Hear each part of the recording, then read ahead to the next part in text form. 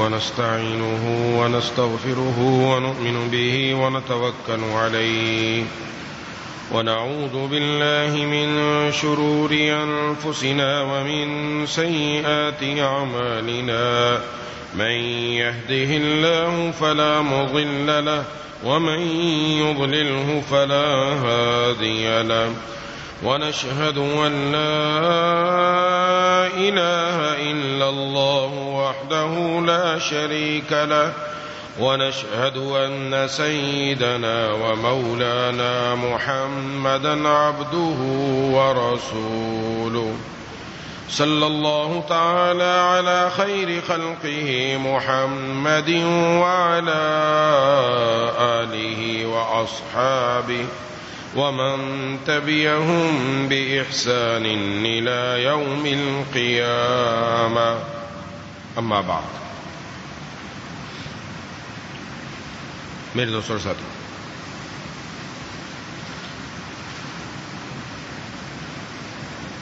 گزشتہ جمعہ موسم گرما کے حوالے سے چند باتیں عرض کی تھیں.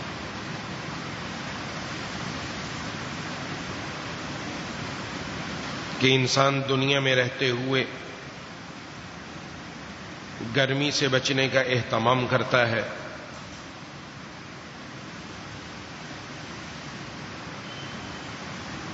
اپنی سہولت کے اعتبار سے پنکھے کے نیچے، کولر کے سامنے، اے سی والے کمرے میں بیٹھتا ہے، گھر سے باہر نکلتا ہے، سر ڈھانپ کر آتا ہے. اس سے کہیں زیادہ فکر اس بات کی ہونی چاہیے کہ قیامت والے دن کی گرمی سے اللہ تعالی ہم سب کی حفاظت فرما دے، اس دن ہمیں سائے کی جگہ مل جائے.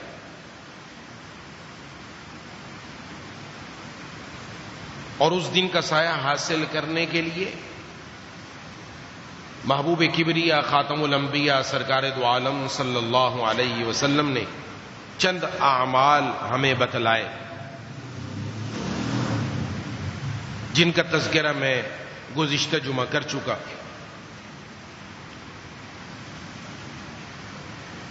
ان پر عمل کرنے کی بدولت انشاءاللہ اللہ تبارک و تعالی قیامت والے دن اپنے سائے میں جگہ عطا فرمائیں گے انشاءاللہ.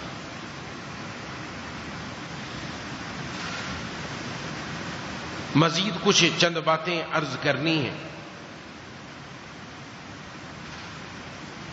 خصوصاً موسم گرما میں مسجد میں آنا، جمعے کے دن آنا، نمازوں کا اہتمام کرنا،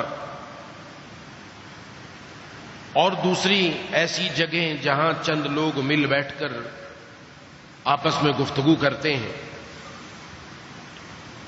اپنی ذات سے دوسروں کو تکلیف نہ پہنچانا. محبوب کبریا خاتم الانبیاء سرکار دو عالم صلی اللہ علیہ وسلم نے ارشاد فرمایا، المسلم من سلم المسلمون من لسانہ و یدہ. پورا مسلمان وہ شخص ہے کہ جس کی زبان اور اس کے ہاتھ سے دوسرے مسلمان محفوظ ہو. عموماً تکلیف انسان اپنے زبان اور ہاتھ سے دیتا ہے، اور خود محبوب کبریا خاتم الانبیاء سرکار دو عالم صلی اللہ علیہ وسلم کی حیات طیبہ، آپ کی اپنی زندگی، آپ نے ایسا اہتمام فرمایا کہ اپنی ذات سے دوسروں کو تکلیف تو کیا، راحت ہی راحت پہنچائی. حتیٰ کہ رات کے وقت جب بیدار ہوتے اور امہات المؤمنین رسول اللہ صلی اللہ علیہ وسلم کی ازواج میں سے جس کے گھر میں آپ موجود ہوتے، تو رات تہجد کے وقت میں بھی آہستہ سے اٹھ کر آہستہ سے اپنے وضو وغیرہ کا انتظام کر کے باہر کی طرف نکلتے تاکہ میرے اس اٹھنے سے دوسروں کو تکلیف نہ ہو. حالانکہ آپ کے گھر میں وہ ازواج موجود ہیں جو آپ پر اپنی جانیں قربان کرنے کے لیے تیار ہیں، لیکن آپ صلی اللہ علیہ وسلم نے اپنی پوری زندگی اس کا اہتمام فرمایا. اور حضرات صحابہ اکرام رضوان اللہ علیہم اجمعین کا یہ معمول رہا۔ اب ظاہر ہے گرمی کے زمانے میں پسینہ آتا ہے، بعض لوگ دکان میں کام کر رہے ہیں، اسی پسینے کی حالت میں مسجد میں آ گئے جمعے والے دن، کپڑے پسینے سے شرابور ہیں اور پسینے کی وجہ سے جسم سے بو آ رہی ہے، وہ کپڑوں میں بھی سما گئی، اب وہ جہاں آ کر کھڑا ہوتا ہے دائیں بائیں والوں کو تکلیف پہنچ رہی ہے۔ ابتدائی اسلام میں جب مسجد نبوی چھوٹی تھی جو حضور صلی اللہ علیہ وسلم نے تعمیر فرمائی تو اس کی چھت نیچی تھی، کھجور کی چھال سے بنی ہوئی، اور حضرات صحابہ کرام رضوان اللہ علیہم اجمعین کا جو لباس تھا وہ عموماً ٹاٹ کا موٹا لباس ہوتا تھا، اور یہ حضرات کام کرنے والے اب ظاہر کام کر کے، گرمی کا زمانہ ہے اور گرمی عرب کی مشہور ہے کہ عرب کی گرمی، لباس بھی موٹا ہے، مسجد کی چھت بھی نیچی ہے، تو جب وہ مسجد میں جمعے کے لیے آتے تو مسجد کے اندر ایک عجیب کیفیت پیدا ہو جاتی۔ اس لیے جناب نبی کریم صلی اللہ علیہ وسلم نے باقاعدہ حکم ارشاد فرمایا کہ جب تم میں سے کوئی جمعے کے لیے آئے تو باقاعدہ غسل کر کے آئے، اور یہ حکم ضروری تھا، عمل کرنا واجب تھا کہ تم لازماً غسل کر کے آؤ، اس کے بغیر کوئی نہ آئے۔ اس کی وجہ کیا تھی؟ وجہ یہی تھی کہ جب مسجد کے اندر آتے ہیں تو پسینے سے شرابور ہے، کام کاج سے فارغ ہو کر سیدھے آ گئے، اب مسجد کے اندر دوسروں کو تکلیف پہنچ رہی ہے، اس لیے آپ صلی اللہ علیہ وسلم نے اس کا اہتمام فرمایا۔ اور جب اللہ تعالیٰ نے مسلمانوں کو پھر خوشحالی عطا فرمائی، مسجد بھی بڑی ہو گئی، چھت بھی اونچی ہو گئی، تو پھر اس کے بعد وہ حکم اگرچہ نہ رہا وجوب والا، لیکن اب بھی سنت حکم یہی ہے کہ مسجد جمعے والے دن آنے کے لیے بارے میں حضور صلی اللہ علیہ وسلم نے فرمایا کہ مسجد میں آؤ تو غسل کر کے اچھے کپڑے پہن کر، اگر خوشبو میسر ہے تو وہ بھی لگا کر آؤ، تاکہ تم جب مسجد میں پہنچو تو تمہاری ذات سے دوسروں کو تکلیف نہ پہنچے۔ اس کا باقاعدہ اہتمام فرمایا، اور خود آپ صلی اللہ علیہ وسلم کا بدن مبارک خوشبو ہی خوشبو، آپ کے پسینہ مبارک خوشبو ہی خوشبو، کہ آپ جس گھر میں آرام فرماتے اور وہاں پر آپ کے پسینے سے چند بوندیں جمع ہو گئیں تو گھر والوں نے وہ ایک شیشی میں جمع کر لی کہ دنیا کی ساری خوشبوؤں سے بہتر اس پسینے کی خوشبو تھی، لیکن اس کے باوجود آپ نے خوشبو لگانے کا اہتمام فرمایا، اس لیے تاکہ میری ذات سے دوسروں کو تکلیف نہ پہنچے۔ گھر میں تشریف لاتے تو گھر میں داخل ہوتے ہوئے منہ میں مسواک فرماتے، حالانکہ آپ صلی اللہ علیہ وسلم کی ذات اقدس سے میں نے بتایا خوشبو ہی خوشبو ہے، لیکن امت کو بتلانے کے لیے کہ اپنی ذات سے دوسروں کو تکلیف نہ پہنچے، ایسا نہ ہو کہ آپ نے منہ کے اندر کوئی ایسی چیز کھائی ہوئی ہے جس کی بدبو سے گھر والوں کو تکلیف پہنچے۔ اس لیے اندر داخل ہوتے ہوئے حضرت اما عائشہ صدیقہ رضی اللہ عنہ فرماتی ہیں حضور صلی اللہ علیہ وسلم مسواک کرتے ہوئے اندر داخل ہوتے ہیں۔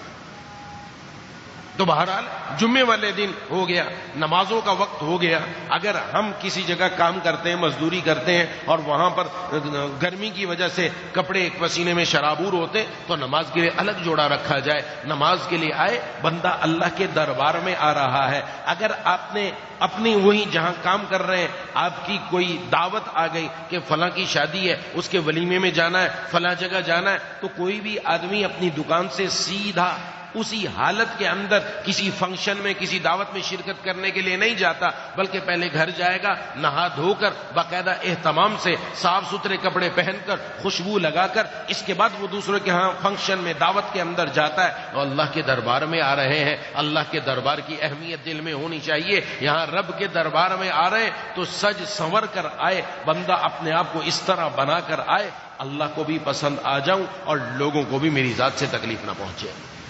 اس لیے اس کا اہتمام خاص طور پر گرمی میں بڑھ جاتا ہے کہ میری ذات سے دوسروں کو تکلیف نہ پہنچے، اس کا اہتمام کریں۔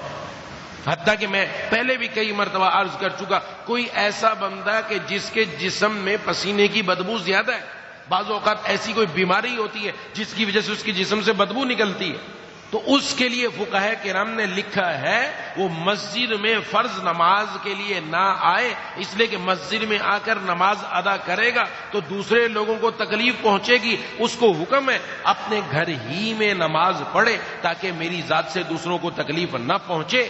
جو اپنی اس بدبو کو زائل نہیں کر سکتا، قادر نہیں ہے، تو وہ گھر میں پڑھے تاکہ دوسروں کو تکلیف نہ پہنچے. اللہ مسجد والا ثواب اس کو گھر میں عطا فرما دیں گے.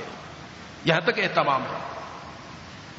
تو پھر ہمارے پاس تو اللہ تعالیٰ نے انتظام ہے، الحمدللہ ایسا کوئی بھی نہیں ہے. ایک الگ کپڑے کا جوڑا رکھے، اگر کہیں کام کر رہا ہے، مزدوری ہے، گھر نہیں جا سکتا تو وہیں رکھے اور وہیں سے اس کپڑے کو تبدیل کر کے نماز کے لیے آئے. نماز میں تو اللہ کے سامنے آئے. یہ نہیں کپڑوں پر کالک لگی ہوئی ہے، کالے ہو رہے ہیں اور کیا لگا ہوا ہے، مٹیاں لگی ہوئی ہے، بس اللہ کے دربار میں آ کر کھڑا ہے. یہ اللہ کا دربار ہے. عام لوگوں کے سامنے اس حالت میں جانا گوارا نہیں کرتے تو ایسے کپڑوں میں اللہ کے سامنے آ گیا. کراہت ہے، ناپسندیدگی ہے رب کے دربار میں کس حالت میں آئے ہو. تو حضور صلی اللہ علیہ وسلم نے خود اس کا اہتمام فرمایا، حکم دیا، جیسے میں عرض کر چکا وہ بھی ایک لمبی تفصیل ہے.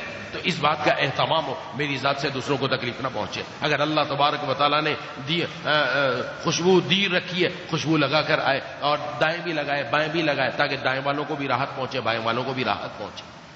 اپنے آپ کو ایسا بنا کر آئے. اصل چیز یہ، اس کے اوپر گفتگو زیادہ طویل ہو جائے گی، لیکن اپنی ذات سے دوسروں کو تکلیف سے بچانا بڑا اہم ہے. اپنی ذات سے دوسروں کو تکلیف دینا حرام ہے. حرام اس سے بچنا یہ فرض ہے، ضروری ہے کہ اپنے آپ کو بچا کر رکھے کہ میری ذات سے دوسروں کو تکلیف نہ پہنچے. یہ حضور صلی اللہ علیہ وسلم نے ایک معاشرت کا اصول بیان فرمایا، اور اگر یہ معاشرت کا اصول ہماری زندگی میں آ جائے تو زندگی جنت بن جائے. گھروں کے اندر، اپنے دکانوں کے اوپر، اپنے کاروبار کی جگہ پر، ہر جگہ پر ہر آدمی اس کا خیال رکھے کہ میری ذات سے اس کو تکلیف نہ پہنچے تو دنیا کے اندر اللہ تعالیٰ جنت والا نمونہ عطا فرما دے. جنت وہ جگہ ہے جہاں کسی کو کسی سے کوئی تکلیف نہ پہنچے. تو ایسا اہتمام کرنا چاہیے. اور آپ صلی اللہ علیہ وسلم نے اس کے بارے میں ارشاد بھی فرمایا اپنی ذات سے دوسروں کو تکلیف نہ پہنچے. اس پر طویل احادیث بھی موجود ہے. بہرحال دوسری بات عرض کرنی ہے اس لیے دوسری بات کی طرف جا رہا ہوں. دوسری بات اس کے ساتھ ساتھ گرمیوں کے اندر عام طور پر باریک کپڑے پہننے کا اہتمام ہوتا ہے. باریک کپڑے پہنے جائیں لیکن سطر کا اہتمام ضروری ہے. اب گھروں میں ہوتے ہیں یا کسی جگہ بیٹھے ہوئے ہیں، بجلی نہیں ہے، قمیض اتار دی، اب نیچے تہبند باندھ رکھا ہے یا شلوار پہن رکھی ہے، وہ شلوار ناف سے نیچے تک جا رہی ہے، حالانکہ ناف سے نیچے سطر شروع ہو جاتی ہے. اور یہ سطر کا وہ حصہ ہے جس کا چھپانا ہر حال میں ضروری ہے. بندہ گھر میں اکیلا ہو، لوگوں کے سامنے، ہر حال میں اس کا چھپانا فرض ہے، اس کا کھولنا جائز نہیں ہے. ناف کے نیچے سے لے کر گھٹنے کے نیچے تک یہ پورا حصہ سطر میں چھپانا ضروری، واجب ہے، فرض ہے، لازمی ہے، اس کو چھوڑ نہیں سکتے. اب وہ کھلا ہوا ہے یا پھر مختصر لباس پہن لیا. بعض لوگ نہانے کے لیے جا رہے اور مختصر لباس پہن لیا، جھانگیاں پہن لیا جیسے گھٹنے کھلے ہوئے، گھٹنوں کے ساتھ رانیں بھی نظر آ رہی ہیں. ناجائز اور حرام کام ہے جس نے کیا. دیکھنا بھی ناجائز ہے، پہننا بھی ناجائز ہے. لباس بھی پورا ہو، لباس کھلا ہو اور ایسا لباس ہو جو باریک نہ ہو کہ جس حصے کو چھپانا ضروری ہے وہ حصہ لوگوں کو نظر آ رہا ہے، تو ایسا لباس پہننے کی اجازت نہیں ہے. لباس کا مقصد ہی فوت ہو گیا. سطر کا اہتمام خصوصاً گرمی کے اندر اس کا اہتمام ہو. خود بھی کریں گھر میں، اپنے بچوں کے اندر بھی، گھر کی خواتین کے اندر بھی اس چیز کی اہمیت پیدا کرنے کی ضرورت ہے. لیکن عموماً نہیں ہوتے. اس کے نقصانات جو ہیں وہ الگ ہیں، وہ پھر مزید ایک آگے بات چلی جائے گی.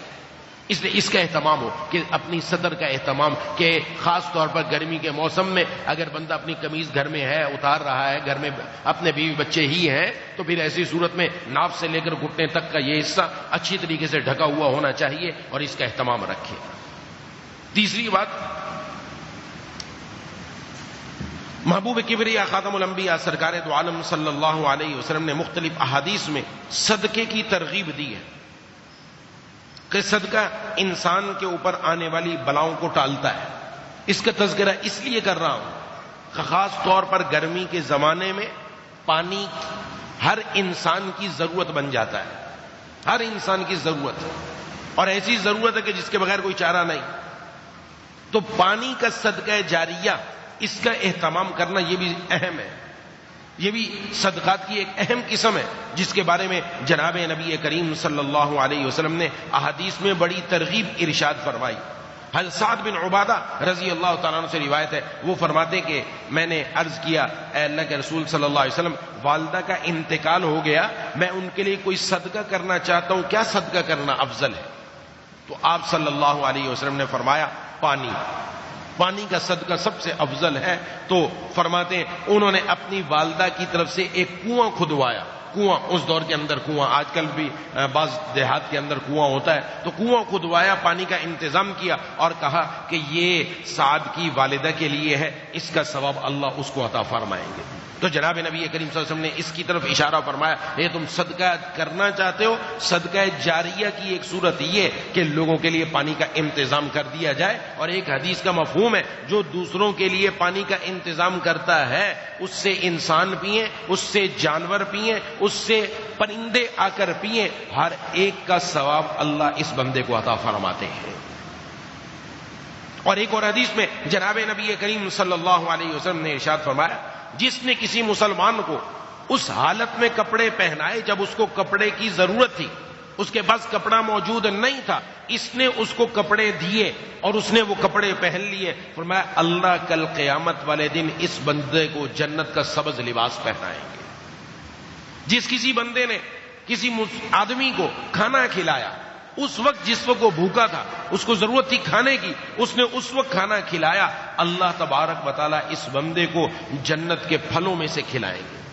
اور جس کسی مسلمان نے کسی مسلمان کو پیاسے ہونے کی حالت میں پانی پلایا، فرمایا اللہ تبارک و تعالیٰ اس کو جنت کی شراب مہر لگی ہوئی پلائیں گے۔ سبحان اللہ، یہ جنت کے اندر جا کر اللہ تبارک و تعالیٰ اس کو یہ چیزیں عطا فرمائے۔ دنیا بھی بنتی، ایسا نہیں کہ نہیں بنتی۔ حضرت عبداللہ ابن مبارک رحمۃ اللہ علیہ کی خدمت میں ایک شخص حاضر ہوا اور عرض کیا کہ عرصہ ہوا 6-7 سال ہو گئے، میرے گھٹنے کے اندر ایک زخم ہے، رشتہ رہتا ہے، مسلسل تکلیف کے اندر ہوں 7 سال سے، بہت علاج کرایا، کوئی افاقہ نہیں ہوا، آپ کوئی ترتیب بتا دیجئے، کوئی ایسی بات کہ جس سے اللہ تعالیٰ مجھے افاقہ عطا فرما دے۔ تو میں نے شروع میں عرض کیا صدقہ بلاؤں کو ٹالتا ہے۔ تو حضرت عبداللہ ابن مبارک رحمہ اللہ نے فرمایا تم جا کر کسی ایسی جگہ کنواں کھدوا دو جہاں پانی کی ضرورت ہے، ادھر سے پانی نکلنا شروع ہوگا، ادھر اللہ تمہارے گھٹنے کا پانی بند کر دیں گے انشاءاللہ۔ وہ گئے، جا کر کسی جگہ کنواں کھدوایا، جیسے کنواں کھدوایا اور لوگوں نے وہاں سے پانی لینا شروع کیا، اللہ نے اس گھٹنے کے زخم کو ٹھیک کرنا شروع فرما دیا۔ ایک اور اعرابی جناب نبی کریم صلی اللہ علیہ وسلم کی خدمت میں آئے دیہات سے اور آ کر عرض کیا مجھے ایسا کوئی عمل بتائیے کہ جس کی وجہ سے میں اللہ کے قریب ہو جاؤں، جنت کے قریب ہو جاؤں، اللہ کے قریب ہو جاؤں اور جہنم سے دور ہو جاؤں۔ تو جناب نبی کریم صلی اللہ علیہ وسلم نے فرمایا واقعہ تو تم ایسا چاہتے ہو؟ عرض کیا جی ہاں۔ فرمایا دو کام کرو، نمبر 1 انصاف کی بات کرو، جب کہیں بات کرنے کا موقع آئے تو پھر انصاف کی بات کرو، کسی ایک کی طرف مائل ہوئے بغیر جو انصاف کی بات ہے وہ کرو، اور نمبر 2 زائد چیزیں اللہ کے راستے میں خرچ کرو، جو زائد چیزیں۔ تو انہوں نے عرض کیا یہ تو میرے لیے مشکل ہے، یہ تو نہیں ہو سکتا، اللہ کی قسم میں تو اس پر قادر نہیں ہوں۔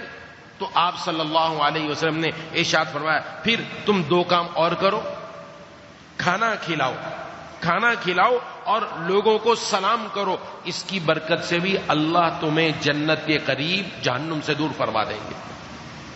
اس نے عرض کیا یہ بھی مشکل ہے، یہ کام بھی نہیں ہو سکتا۔ تو آپ نے آخری بات ارشاد فرمائی ایک اونٹنی لے لو اور ایک مشکیزہ جس کے اندر پانی بھرا جاتا ہے، مشکیزہ لے لو اور تم اس اونٹنی کے ذریعے پانی لاؤ اور ان لوگوں کو پانی پلاؤ جن تک پانی نہیں پہنچتا۔ امید ہے کہ اللہ تعالی اس اونٹنی کے ہلاک ہونے سے پہلے، اس مشکیزے کے پھٹنے سے پہلے تمہارے لیے جنت واجب فرما دیں گے۔ صحابہ کرام علیہ الرضوان اجمعین فرماتے ہیں کہ وہ چلے گئے اور اونٹنی ان کے پاس موجود تھی، مشکیزہ لے کر پانی پلانا شروع کیا، اور اونٹنی کے ہلاک ہونے سے پہلے، مرنے سے پہلے، مشکیزے سے پھٹنے سے پہلے اللہ تعالیٰ نے ان صاحب کو شہادت کی موت عطا فرما دی۔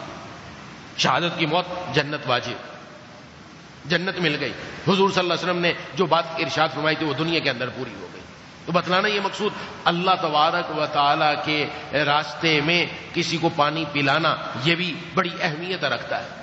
ایک اور حدیث میں جناب نبی کریم صلی اللہ علیہ وسلم نے ایک بلی کا واقعہ آتا ہے اور بعض جگہ کتے کا واقعہ آتا ہے، اور خاتون کا بھی تذکرہ ہے، مرد کا بھی تذکرہ ہے۔ کوئی گناہگار خاتون کسی جگہ سے گزر رہی تھی اور وہ کنویں کے پاس سے گزری تو اس کو پیاس لگی ہوئی تھی، وہ کنویں میں اتری، اتر کر اس نے اپنے لیے پانی کا انتظام کیا، پانی پیا، پانی پی کر جب وہ باہر نکلی تو دیکھا ایک کتا اپنی زبان باہر نکالے ہوئے وہ نرم نرم مٹی کو چاٹ رہا تھا، شدت پیاس کی وجہ سے اس کو بھی پیاس لگی ہوئی تھی۔ تو اس نے دل میں سوچا اس کو پیاس کی وجہ سے جو تکلیف ہے مجھے بھی ایسی تکلیف تھی، میں نے تو اپنی پیاس بجھا لی، یہ کیسے بجھائے؟ لہذا اس نے اپنا موزہ اتارا، جوتا اتارا اور اس کے ذریعے پانی نکالا اور پانی نکال کر اس کتے کو پلا دیا۔ فرمایا اللہ نے اس کے اس عمل کو اپنے ہاں قبول فرما کر اس کی بخشش فرما دی۔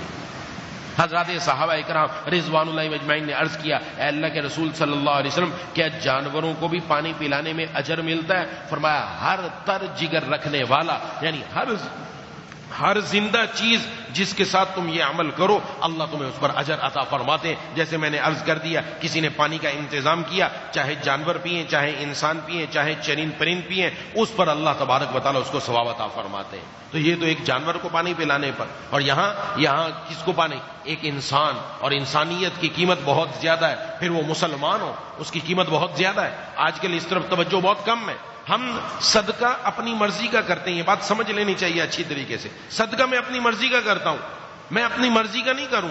صدقہ کرنے میں حکم ہے سامنے جو ضرورت ہے اس کو پورا کروں۔ مثلا بہت سارے لوگوں کو مسجد کے اندر قرآن کریم رکھنے کی عادت ہے کہ قرآن کریم لا کر میں رکھ دوں، صدقہ جاریہ سمجھتے ہوئے کہ صدقہ جاریہ جو قرآن پڑھتا رہے گا اور اس کو ثواب ملتا رہے گا۔ مسجد میں قرآن کریم کی ابھی فی الحال ضرورت نہیں، اتنے قرآن موجود ہیں جتنے پڑھنے والے، بلکہ قرآن اس سے زیادہ موجود ہیں۔ اب اس نے تو اپنے دل کی آرزو پوری کر لی کہ قرآن کریم رکھ دیا، لیکن وہ تو رکھا ہوا ہے، اس کو کوئی استعمال نہیں کر رہا، تو اس کو کیا ثواب ملے گا؟ اس کو کوئی پڑھے گا، کوئی پڑھنے کے بعد اس کو ثواب ملے گا، تو اس کو ثواب ملے گا، کوئی پڑھ ہی نہیں رہا، اس نے لا کر رکھ دیا۔ اب تو اصل دانشمندی کیا ہے کہ مسجد کی ضرورت کیا ہے، میں اس ضرورت کو پورا کروں۔ غریب کی ضرورت کیا ہے؟ میں نے دیگ بنا دی اور دیگ بنا کر چاولوں کی بانٹ دی۔ چاول کی ضرورت نہیں ہے، اب غریب کو ضرورت ہے اس کا گھر کا کرایہ دینا ہے، اس کی ضرورت ہے اس نے دوا لے کر آنی ہے، اس کو ضرورت ہے اس کا بچہ بیمار ہے ہسپتال میں داخل ہے، وہاں اس کو کھانے کی نہیں پیسے کی ضرورت ہے، دوا کی ضرورت ہے، ڈاکٹر کے لیے پاس جانے کے لیے چیز کی ضرورت ہے، وہ اس کے پاس موجود نہیں ہے تو وہ کہاں سے لے کر آئے گا؟ یہاں ضرورت مند کی ضرورت کو پورا کرنا یہ اصل صدقہ ہے۔ صدقہ اپنی خوشی سے کا مطلب یہ نہیں ہے جو میری دل میں ہے وہ میں دوں، نہیں، صدقہ دو جو دوسرے کی ضرورت ہے، دوسرے کی ضرورت کو پورا کرنے کے لیے دیا جائے، یہ ہے اصل صدقہ۔ ایک ہے زکوٰۃ، زکوٰۃ کا حکم الگ ہے، لیکن یہ عام نفلی صدقات کی بات ہو رہی ہے، اور خصوصاً اس موسم کے اندر ہمیں پتہ ہے اندرون سندھ کے اندر دائیں بائیں بہت زیادہ ایسا ہوتا ہے، اور اپنے شہر کے اندر بھی بہت جگہ پانی کی ضرورت ہوتی ہے کہ بہت سارے لوگ باہر سے خریداری کرنے کے لیے آتے ہیں، ان کے لیے کوئی پانی کا انتظام کہیں رکھ دیا جائے، ان کو پانی پینے کا انتظام ہو جائے، یا ویسے اپنے محلے میں انتظام کر دیا جائے، جہاں پانی نہیں مل رہا مختلف علاقوں کے اندر جیسے واٹر سپلائی کا پانی نہیں آ رہا وہاں انتظام کروا دیا جائے۔ جو انتظام کروائے گا اس کے اوپر جناب نبی کریم صلی اللہ علیہ وسلم کے کیا کیا فرمودات ہیں۔ ایک حدیث شریف میں تو جناب نبی کریم صلی اللہ علیہ وسلم نے ایک عجیب بات ارشاد فرمائی، فرمایا قیامت والے دن اللہ تبارک و تعالی ارشاد فرمائیں گے اے انسان میں بیمار تھا تو میری عیادت کے لیے کیوں نہیں آیا؟ میں بیمار تھا تو میری عیادت کرنے کیوں نہیں آیا؟ اس نے عرض کیا اے اللہ میں آپ کی کیسے عیادت کرتا، آپ تو رب العالمین ہیں، آپ تو ان سب چیزوں سے پاک ہیں، آپ کو تو اس طرح کا کوئی مسئلہ نہیں ہے، آپ رب العالمین ہیں۔ تو اللہ تبارک و تعالیٰ فرمائیں گے کہ تجھے معلوم تھا میرا فلاں بندہ بیمار تھا، تو اس کی عیادت کے لیے نہیں گیا، اگر تو اس کی عیادت کے لیے جاتا تو وہیں مجھے پاتا، یعنی اس عیادت کی وجہ سے میں تجھے مل جاتا، اور اللہ تبارک و تعالیٰ اس کی نسبت اپنی طرف کر رہے ہیں، گویا تو میری عیادت کے لیے آیا، تو میری عیادت کے لیے کیوں نہیں آیا؟ اور پھر آگے ارشاد فرمایا، اللہ فرمائیں گے اے ابن آدم میں نے تجھ سے کھانا طلب کیا تو نے مجھے کھانا نہیں کھلایا۔ وہ عرض کرے گا اے پروردگار میں آپ کو کیسے کھانا کھلاتا، آپ تو رب العالمین ہیں۔ اللہ تبارک و تعالیٰ فرمائیں گے کیا تجھے معلوم نہیں تھا میرا فلاں بندہ آیا تھا اس نے تجھ سے کھانا مانگا تو نے اس کو کھانا نہیں دیا، اگر تو اس کو کھانا کھلا دیتا تو مجھے اس کے پاس پاتا۔ پھر اللہ تبارک و تعالیٰ فرمائیں گے اے انسان تو نے مجھے پانی نہیں پلایا، میں نے تجھ سے پانی طلب کیا تھا. وہ عرض کرے گا اے اللہ میں آپ کو پانی کیسے پلاتا، آپ تو رب العالمین ہیں. اللہ فرماتے ہیں اگر تو میرے فلاں بندے کو پانی پلا دیتا جس کو تو نے پانی نہیں پلایا تو پلا دیتا تو مجھے وہیں پاتا. یہ خاص اپنے بندوں کے لیے فرمایا. تو اتنی اہمیت ہے حقوق العباد کی، حق العبد کی، کہ اللہ تبارک و تعالیٰ اس بندے کی اس چیز کو اپنی طرف منسوب کر رہے ہیں.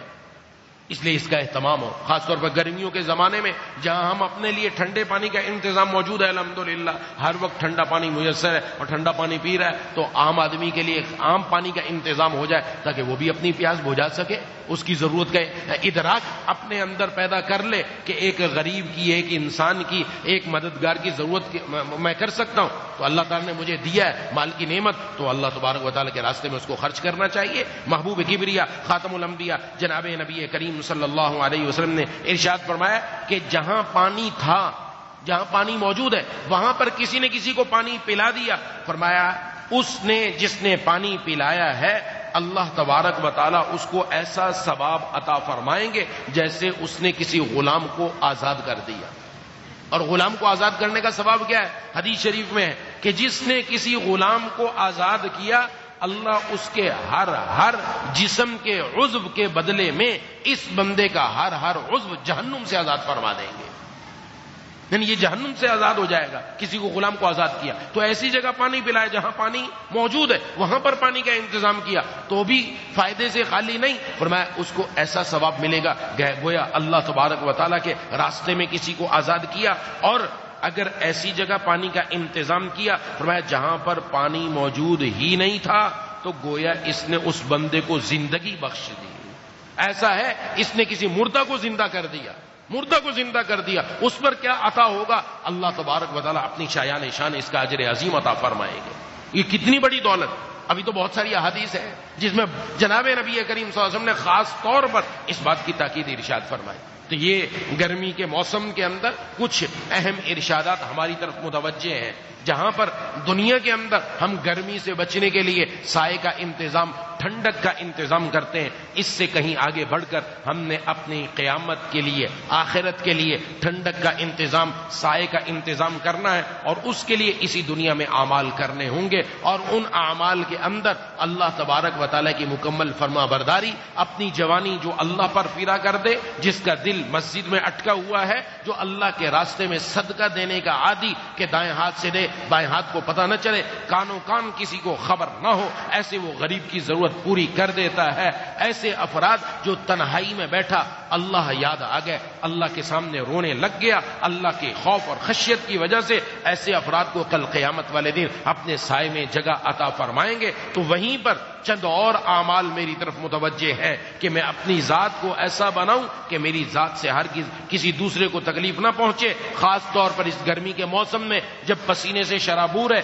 جسم میں بھی پسینہ، کپڑوں کو بھی پسینہ، اب بدبو آ رہی ہے، مسجد میں اسی حالت میں آئے گا، ایسی گندے کپڑوں میں آئے گا، دوسروں کو تکلیف پہنچے گی. مسجد کے جمعے کے اجتماعات کے اندر، اسی طرح عام فرض نمازوں کے اجتماعات کے اندر اپنے آپ کو صاف ستھرا کر کے خوشبو لگا کر آنا چاہیے. اور اس کے ساتھ ساتھ سطر کا خصوصی اہتمام کہ ان گرمی کے زمانے کے اندر آدمی ناف سے لے کر گھٹنے تک کے سطر کو اچھی طرح چھپا کر رکھے، کسی کے سامنے ظاہر نہ ہو. اور تیسری بات، اللہ نے مال کی نعمت کی فراوانی عطا فرمائی ہے تو کچھ نہ کچھ اللہ کے راستے میں صدقہ کرے. اور صدقہ کرنے میں بہترین چیز سامنے والے کی ضرورت کو پوری کرنا. اور اس وقت سامنے والے کی ضرورت پانی کی ہے تو پانی پلانے کا انتظام، پانی کے لیے کنویں کا انتظام، یا پانی کے لیے آج کل کنواں کھود کر اور اس میں کھدائی کی جاتی ہے، سولر سسٹم لگا کر اس کے ذریعے موٹر لگا دی جاتی ہے، لوگ آتے ہیں اور اپنا پانی لے کر چلے جاتے ہیں. مختلف علاقوں کے اندر ایسی ترتیب. تو جس کے پاس جتنا اتنا اللہ کے راستے میں خرچ کرے، اللہ اسی کے بقدر عطا بھی فرمائیں گے.